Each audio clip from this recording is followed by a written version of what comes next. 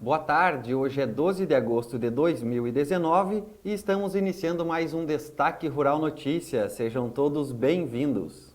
Destaque Rural Notícias.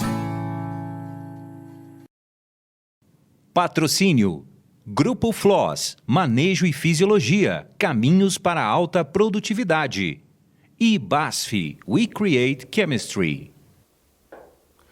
Contratações de crédito rural somaram 16,5 bilhões de reais em julho. A safra 2019-20 teve início com um forte aumento das contratações de crédito rural em relação a julho de 2018. O total financiado em julho deste ano, de 16,5 bilhões, representa um aumento de 23% em relação ao mesmo período do ano passado. Do total financiado, 11 bilhões foram para custeio e 2,7 bilhões para investimentos. A contratação de pequenos e médios produtores somou 4,48 bilhões para custeio de mais de 40% e 906 milhões para investimentos maiores que 34%. As contratações para comercialização tiveram um crescimento de 39% em relação ao ano passado, influenciado pela relação nos preços dos grãos. Perdão. Já os desembolsos para investimentos tiveram alta de 35% e para industrialização de 42%. E o acerramento da guerra comercial e agora cambial entre China e Estados Unidos elevou com força os preços da soja no Brasil. Nos últimos dias, segundo pesquisadores do CPEA, a recente desvalorização da moeda chinesa frente ao dólar encareceu as aquisições de produtos norte-americanas por parte da China, deslocando compradores de commodities agrícolas para o Brasil. Além disso, a maior demanda chinesa pela soja brasileira também foi favorecida pela desvalorização do real frente ao dólar. Neste cenário, entre 2 e 9 de agosto, o indicador Exalc BMF-Bovespa da soja Paranaguá subiu 4,2% para R$ 83,58 a saca. Na última sexta-feira, o indicador CPEA Exalc Paraná, por sua vez, avançou 4,3% a R$ 77,53 a saca de 60 quilos também na sexta-feira. BASF, há 7 anos ao lado dos campeões de produtividade do SESB. Olha só, o pregão de hoje foi de forte queda nos preços do milho, negociados na Bolsa de Chicago. As principais posições da commodity caíram em torno de 6%, a caminho do maior recuo em mais de 3 anos, depois que o USDA previu uma safra norte-americana maior do que a esperada. Nós conversamos com Paulo Morinari, ele que é analista das safras e mercado, a respeito da situação do milho, essas quedas e como pretendem aí se manter os preços. Então acompanhe a entrevista aí com o Paulo com a análise deste relatório do USDA. Destaque Rural Notícias. Boa tarde, Paulo. Seja bem-vindo ao Destaque Rural Notícias. Boa tarde, Leonardo. Obrigado pelo convite. Paulo, então o pregão dessa segunda-feira aí teve queda de quase 6% aí no milho, motivado pelo anúncio da próxima safra, então, próxima colheita pelo USDA lá no país norte-americano. Gostaria de que você passasse um pouco, realmente, essa expectativa, ela é adequada, Paulo? Bem, na verdade, o que nós temos é, mais uma vez, o mercado errou nas suas estimativas, né? O fato é que os levantamentos do USDA, eles são incontestáveis em função da metodologia, em função de todo o processo que ele tem de pesquisa em relação à safra local. Então, sempre que o USDA divulga um dado, você pode ter algum tipo de contestação, mas no final o mercado assume os números do USDA como os números fiéis de mercado, né? Então, o que o mercado fez, projetou uma área plantada muito baixa no milho, projetou também, devido aos atrasos de plantio nesse ano, projetou também produtividades muito baixas. O USDA não tinha conseguido pegar esses dados ainda em junho, devido a todo o atraso de plantio pelo excesso de chuvas, e agora, nesse levantamento, o departamento mostrou para o mercado o que é realmente que ele conseguiu captar. Então, todos esperavam uma área maior de soja, e a área de soja que veio muito menor do que a esperada, né? E a área de milho veio muito maior do que a esperada. Então, o mercado esperava 85, 87 milhões de acres, e o USDA trouxe 90 milhões de acres, né? E, além disso, trouxe uma produtividade também um pouco acima do mercado. Então, este resultado desta combinação de área com produtividade dá uma safra acima de 350 milhões de toneladas, garante um estoque para o próximo ano comercial alto de 55 milhões de toneladas, então é um estoque extremamente confortável, e toda aquela postura do mercado em acreditar em um movimento altista para esse relatório, ele foi quebrado exatamente pela informação exatamente contrária àquilo que o mercado esperava. Então, o milho fechou hoje com os 5 primeiros vencimentos em limite de baixa. No final do pregão havia perto de 50 mil contratos à venda no limite de baixa. Isso quer dizer que amanhã nós teremos um novo limite de baixa, né? E provavelmente o milho vai buscar aquele caminho que estava antes do problema do plantio, que é os níveis de 3,30, 3,50 em Chicago. Você pode não gostar, você pode admitir que os dados possam estar distorcidos, mas infelizmente o levantamento do USDA é muito respeitado. E claro que existem discussões, existem contrariedade em relação ao número. Esse número ainda pode ser ajustado pelo USDA até janeiro, né? Mas os ajustes em termos de área, eles serão menores, né?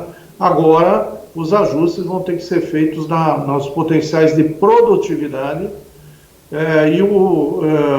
como a safra está toda atrasada, daqui até setembro, outubro, é que nós veremos realmente os números mais reais de produtividade dessa safra 2019. O fato é que com esse relatório, o mercado desmontou aquela condição de suporte, de preocupação para um número muito altista, né? E uma situação de estoques apertados para os Estados Unidos até setembro de 2020, quando entraria a próxima safra americana, né? Então, o relatório ele realmente desmontou todo aquele suporte que o milho tinha. Isso vai afetar o nosso mercado aqui nos preços de porto, nos preços de exportação, e como a gente tem dito nos safras de mercado, independente de uma situação boa ou ruim nos Estados Unidos, o Brasil tem que tirar um grande volume de milho do mercado interno, né? Nós temos uma ótima exportação em junho, julho, agosto, porém, nós temos que fazer um bom volume ainda até janeiro. E esse bom volume, de outubro a janeiro, possivelmente nós faremos com preços mais baixos. Paulo, e como está a demanda pelo produto norte-americano? Tem toda essa questão da guerra comercial entre Estados Unidos e China, isso vai afetar as exportações desse milho? Não afeta, porque a China não importa milho. A China não é importadora de milho, então ela não participa do mercado internacional. Se fosse o México, aí sim, porque o México é o maior importador de milho norte-americano.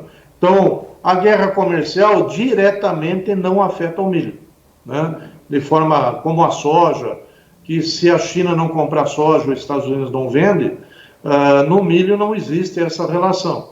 a exportação de milho ela é disseminada em mais de 170 países, então ela depende muito pouco, quase nada, do mercado chinês. Tá? E esse impacto aqui no milho brasileiro, ele vai demorar uns dias para começar a acontecer? Ou hoje os negócios já foram travados por essa baixa aí? Nós tivemos hoje um dia bem diferente, né? Nós tivemos na manhã preços firmes no mercado brasileiro, com o porto e até R$ 41 por saca. De repente, depois do relatório, sumiram os compradores, sumiram os exportadores, a indicação nominal no porto caiu para 37, 37,5, e o mercado perdeu liquidez. Se amanhã Chicago continuar com essa baixa, possivelmente nós vamos ter mais pressões no preço do porto e, consequentemente, para o mercado interno, né? Devemos lembrar que hoje também foi um dia atípico no câmbio. Nós temos aí a Argentina entrando novamente em colapso. Isso afetou todas as moedas dos emergentes, inclusive a brasileira, e tem sido ainda um fator que tem ajudado não apenas o preço do milho, mas também da soja, nos portos, né? Se por acaso esse câmbio voltar a se valorizar aqui no Brasil, nós teremos aí mais pressões sobre os preços nos portos, para o milho e para a soja brasileira. Se o milho se mantiver na casa dos 35 a 37 reais, ele é remunerador por produtor? Olha, ele não é aquele preço que vai realmente agradar o produtor nesse momento que ele esperava, tinha uma ansiedade com preços em alta, né? Então, realmente isso vai resultar em preços aí mais baixos no Mato Grosso, entre 20 e 22 reais, aqui no Paraná entre 30 e 32 no interior. Realmente não é um preço fantástico, mas é o que nós temos para agora, até que surja um novo grande fator aí para ajudar os preços. Por enquanto está desmontado esse suporte para o preço no segundo semestre no milho. Para que esse mercado interno volte a subir, nós teríamos que ter aí largas exportações entre outubro e janeiro, esvaziando, enxugando a oferta de mercado interno, e aí sim o mercado interno se descolando dessa exportação e vivendo uma situação interna com preços melhores, né? Mas para isso nós temos que exportar muito ainda. E esses preços menores, eles impulsionam as exportações, Paulo? Tu acha que vai acontecer mais negócios devido a essa queda? Nós tivemos aí estamos tendo um ótimo trimestre, né? Junho, julho, agosto, são exportações espetaculares. Agosto nós vamos embarcar aí 7 milhões de toneladas, é um grande volume. Setembro devemos acompanhar com 4 a 5 milhões, ou seja, é ainda uma ótima exportação, mas um início bom não quer dizer um final excepcional. Então, nós estamos vendendo bem, porque o mercado internacional também entrou em pânico com uma quebra de safra americana. É o maior exportador mundial. Se não tem nos Estados Unidos, o mundo tem que correr para a Ucrânia, Brasil e Argentina. O Brasil, com uma safrinha gigante, foi a opção do mercado internacional. Esses dados do USDA devem relaxar também essa intenção de compra por parte dos importadores lá fora. Agora eles vão dizer, olha, bom, mas com esses estoques tranquilos nos Estados Unidos, nós não precisamos mais ter pressa para fazer grandes compras. E esse é o problema do Brasil, né? Ser uma venda mais lenta, mais difícil, mais complicada entre outubro e janeiro. E qual é o número bom, Paulo, até janeiro lá de exportações? O senhor disse aí em torno de 8, 7 milhões de toneladas agora em agosto, setembro 4. E entre outubro, novembro e dezembro, esse trimestre, qual seria o ideal a ser exportado? O ideal seria que nós fizéssemos pelo menos 4 milhões de toneladas ao mês entre outubro e janeiro, né? Já tem uma parte disso que está vendida para o embarque nos meses futuros, né? Porém o Brasil ainda tem que vender mais, né? Então vai acabar vendendo num preço mais baixo até para desocupar armazéns, porque janeiro já tem uma safra de soja que começa a chegar ao mercado brasileiro, os armazéns têm que estar liberados, né? Então, possivelmente, a própria pressão de venda interna vai acabar forçando a exportação. Tá certo, então. Muito obrigado, Paulo, pela tua atenção, pela tua disponibilidade em conversar conosco aqui do Destaque Rural Notícias. Seja sempre bem-vindo aí às nossas transmissões. Ok, obrigado. Boa tarde. Boa tarde. Destaque Rural Notícias. Em contrapartida do milho, então, o acirramento da disputa entre Estados Unidos e China valorizou os valores internos aqui da soja. Então, o acirramento da guerra comercial e agora cambial entre os dois países elevou com força os preços da soja no Brasil nos últimos dias. Segundo pesquisadores do CPEA, a recente desvalorização da moeda frente ao dólar encarece as aquisições de produtos norte-americanos por parte da China, deslocando compradores de commodities agrícolas para o Brasil. Além disso, a maior demanda chinesa pela soja brasileira também foi favorecida pela desvalorização do real frente ao dólar. Neste cenário, entre 2 e 9 de agosto, o indicador Exalc-BM-Bovespa da soja Paranaguá subiu 4,2 para R$ 83,58 a saca e o indicador CPEA Exalc Paraná, por sua vez, avançou 4,3% para R$ 77,53 a saca na última sexta-feira. BASF, há 7 anos ao lado de campeões do Desafios de Produtividade SESB. E no mercado internacional, o USDA reduz safra de soja nos Estados Unidos para 100 milhões de toneladas. O número ficou abaixo do indicado no relatório de julho, de 104,6 milhões de toneladas, enquanto a estimativa média dos investidores estava em 102,96 milhões de toneladas. Os estoques finais da soja dos Estados Unidos passaram de 21,63 milhões para 20,54 milhões de toneladas. E os investidores estimavam os estoques em 22,26 milhões de toneladas. A safra global de soja foi projetada pelo departamento em 341,83 milhões de toneladas e os estoques finais em 101,74 milhões de toneladas. Para o Brasil, o USDA manteve a sua projeção em 123 milhões de toneladas para a safra. Já os estoques finais da temporada 2019-20 recuaram de 27,45 milhões para 27,35 milhões de toneladas.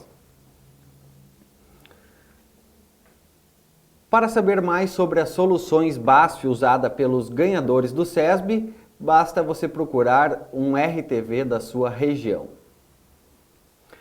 Vamos agora então ao comentário de Moisés Cristiano sobre política e economia. Olá amigos da Destaque Rural, tudo bem? Sou Moisés Cristiano, vim aqui para trazer as informações relacionadas à economia e também análises nesta segunda-feira. Hoje informações importantes aí do mercado e também a gente vê uma valorização do dólar em relação ao real muito grande. Então dá para a gente tentar entender aí um pouquinho do que está acontecendo, algumas situações. Primeiro, quero trazer aqui o dado que saiu hoje, IBCBR, Índice de Atividade Econômica do Banco Central. Esse índice ele teve retração de 0,13% no segundo trimestre, em relação ao primeiro trimestre de 2019. Já no trimestre anterior tinha havido com retração de 0,2%. Então significa o seguinte, 2 trimestres mostrando aí retração, tecnicamente estamos em recessão, ou seja, recessão técnica. Agora, o que quer dizer essa recessão técnica? Não significa que tudo está perdido. Significa que ainda há possibilidade de recuperação da economia ainda em 2019. Tanto que existem consultorias importantes que preveem aí que o segundo semestre de 2019 seja bem melhor e que a gente consiga se recuperar então dessa economia mais combalida que a gente está vivendo agora nesse primeiro semestre de 2019. Então, nada está perdido, inclusive hoje saiu mais um boletim Focus, diminuiu um pouquinho a perspectiva de crescimento do PIB para 2019, mas ela ainda está em 0,81%. Semana passada estava em 0,82%, agora 0,81%. Nós também vemos aí que existe cortes na taxa básica de juros, existe a possibilidade de mais cortes ainda, porque o mercado prevê que feche 5% em 2019, não mais 5,25%, ou seja, mais cortes. Isso vai estimular o consumo, vai estimular o investimento, e isso certamente vai ser bom para a economia, para fazer a economia voltar a esses patamares que estão sendo esperados. Claro que é um patamar abaixo do que estava sendo esperado no início do ano, mas nós temos esse patamar acima, né, 0,81% acima do que a gente está vendo, pelo menos neste primeiro semestre. Então significa o seguinte: a economia brasileira sim pode se recuperar. Em relação ao dólar, o dólar hoje, em função de um aumento da percepção de risco por parte dos investidores, com este canto aqui do mundo, né, leia-se aqui Brasil, Argentina principalmente, em função da questão política argentina, né? No final de semana, nas prévias aí das eleições na Argentina, que vai acontecer lá no mês de outubro, Maurício Macri não foi bem. Analistas dizem que ele vai perder a eleição, talvez a Cristina Kirchner como vice-presidente vá voltar aí. Significam o quê? Ideias bem diferentes das ideias liberais que o Maurício Macri hoje está colocando na Argentina. E isso vai contra também a esse alinhamento que o Maurício Macri tem com Jair Bolsonaro e também com o Brasil. Isso tudo aumentou a percepção de risco dos investidores, o dólar subiu bastante e também caiu a Bolsa de Valores. A pergunta é, até quando que isso vai acontecer? O que a gente pode esperar do dólar? Olha, não só essa questão, mas a questão também da guerra comercial entre Estados Unidos e China está impactando a valorização do câmbio. Então a gente tem que ficar de olho nessas duas questões, a questão da política na Argentina e também a questão da guerra comercial entre Estados Unidos e China. Só para você ter uma ideia, o mercado está esperando que o dólar feche em 2019 R$ 3,75 no final do ano. Então essa é a expectativa, né? Ficar entre 3,75 e 3,80. Mas aí, como a gente tem esses assuntos, essas questões pontuais, eleva aí então a valorização da moeda norte-americana. Então é isso, esperamos, né, que se recupere a economia, que o dólar volte a patamares melhores, aí, tanto para quem importa, né, para melhorar esse custo, quanto também para quem exporta, para melhorar aí, o que se pode ter de retorno com a produção. Eram essas as informações que eu tinha no meu comentário para hoje, para os amigos aí do Destaque Rural Notícias. E Santa Catarina responde por 58% das exportações de carne suína. O estado sanitário diferenciado e a qualidade da carne permitiu Santa Catarina se consolidar como o maior exportador e maior produtor de carne suína do Brasil. De janeiro a julho deste ano, foram 236,6 mil toneladas embarcadas, o que representa 58% do total nacional exportado, o que gera um faturamento de 467 milhões de dólares, ou seja, a cada 10 produtos de carne suínas exportados pelo Brasil, 6 são produzidos em Santa Catarina. Em julho, o estado exportou 35,1 milhões de toneladas de carne suína, com faturamento de 75,2 milhões, 3,5% acima do mês anterior. Só corrigindo, em julho o estado exportou 35,1 mil toneladas de carne suína e não 35,1 milhões de carne suína. Esse é o segundo melhor resultado do ano, atrás apenas de embarques registrados em maio. No acumulado do ano, Santa Catarina apresenta uma alta de 33,5% nas receitas com exportações de carne suína e de 29% na quantidade embarcada. A maioria dos principais mercados aumentou de forma significativa suas compras, o que ampliou em torno de, com destaque para a China, que ampliou 49% as suas compras, motivado aí principalmente pela questão da gripe suína no continente asiático. E começa hoje o prazo para entrega da declaração de propriedade Propriedade Rural. A partir das 8 horas de hoje, os proprietários rurais de todo o país começam a enviar declaração do Imposto sobre a Propriedade Territorial Rural, o ITR 2019. O prazo de entrega vai até às 23 horas e 59 minutos do dia 30 de setembro. A Receita Federal espera receber 5,7 milhões de declarações este ano, cerca de 38 mil a mais que as mais de 5 milhões e 600 mil enviadas em 2018. A declaração só pode ser preenchida por meio do programa gerador de declaração, que pode ser baixado na página do órgão na internet a partir de hoje. Este então foi o Destaque Rural Notícias de hoje. Muito obrigado pela audiência de todos. Lembrando que mais informações você acompanha no portal destaquerural.com.br. Lá notícias sobre clima, sobre mercado, pecuária, soja, milho, além de clima também. Muito obrigado a todos pela companhia. Voltamos amanhã a partir das 18 horas. Destaque Rural Notícias. Patrocínio. Grupo FLOS, Manejo e Fisiologia, Caminhos para a Alta Produtividade. E BASF, We Create Chemistry.